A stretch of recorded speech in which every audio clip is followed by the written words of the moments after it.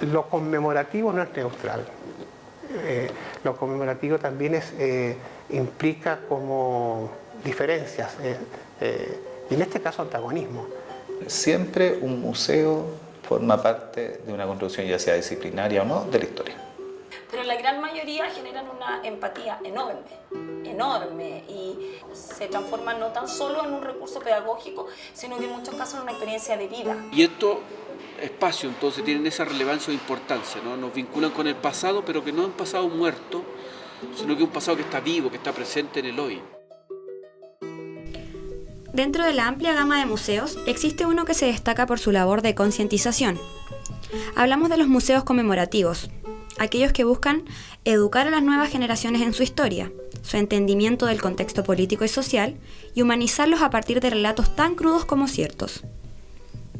El Museo de Memoria y un memorial surge con la intención de que lo que se está recordando no se repita. Surge con la intención de un nunca más. Por eso no tiene para qué ser un museo de historia. Primero habría que plantear que todos los museos de una otra manera tienen un carácter conmemorativo, ¿no?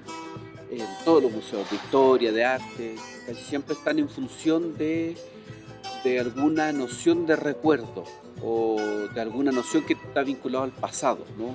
Lo que hace el museo es permitirte construir historias más colectivas, historias de un pueblo, historias de una generación. Y eso es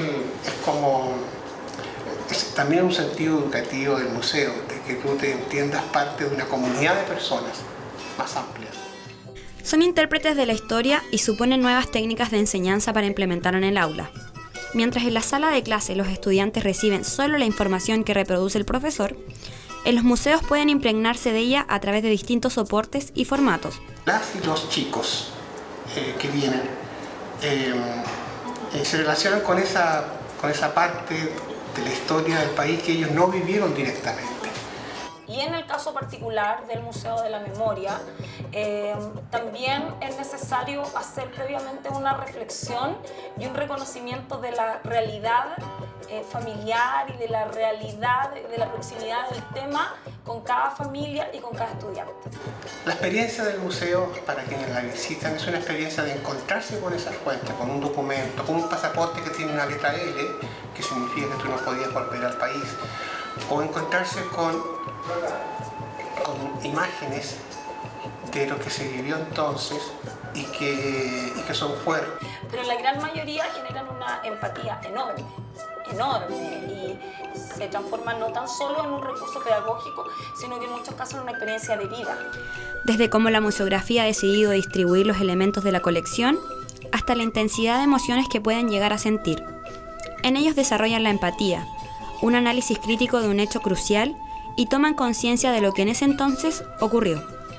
En el caso del Museo de Calle Matucana, se busca sensibilizar más allá de una vereda narrativa histórica. Y estos espacios entonces tienen esa relevancia o importancia, ¿no? Nos vinculan con el pasado, pero que no es un pasado muerto, sino que es un pasado que está vivo, que está presente en el hoy. Siempre un museo forma parte de una construcción, ya sea disciplinaria o no, de la historia.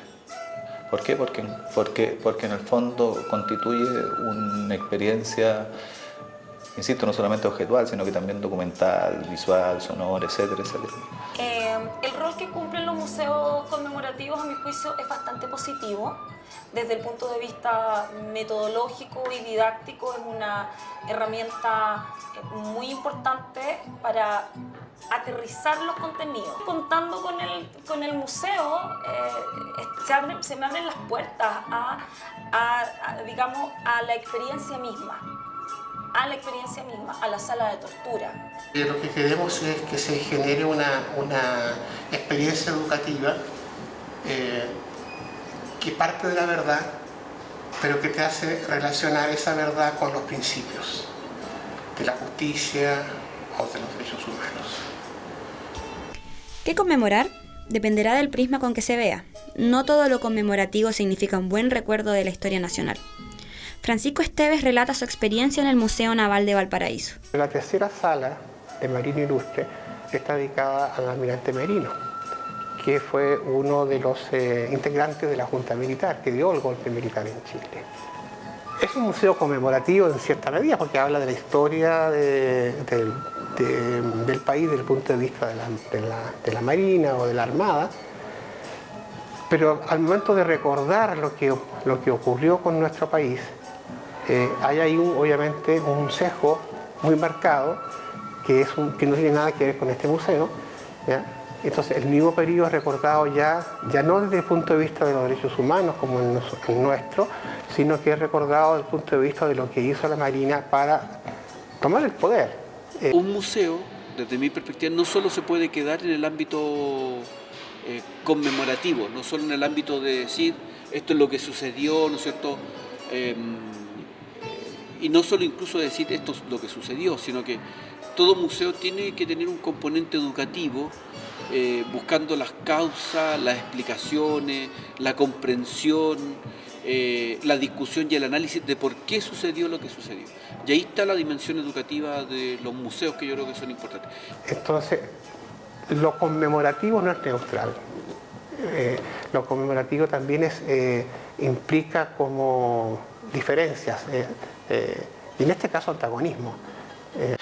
El museo se puede aprovechar como una instancia de desarrollo cultural, se puede aprovechar también como un insumo para construir y para enseñar y para investigar historia contemporánea, para reflexionar sobre política, sobre una serie de elementos, ¿no? El museo no solamente, si te fijaste, si tú lo conociste, no es solamente un conjunto de objetos, no es propio del anticuario el museo. ¿Te fijáis? Sino que es un montaje que no solamente se basa en lo objetual, sino que también en lo documental, en lo visual, lo multimedial, etc. ¡Patria! ¡Ya me asesinaron a mi marido! ¡Me detuvieron a mi paz! ¿Por qué no puedo pasar? Lo conmemorativo siempre tiene que ser evaluado por una mirada más global, que es cómo estás entendiendo la historia de tu país.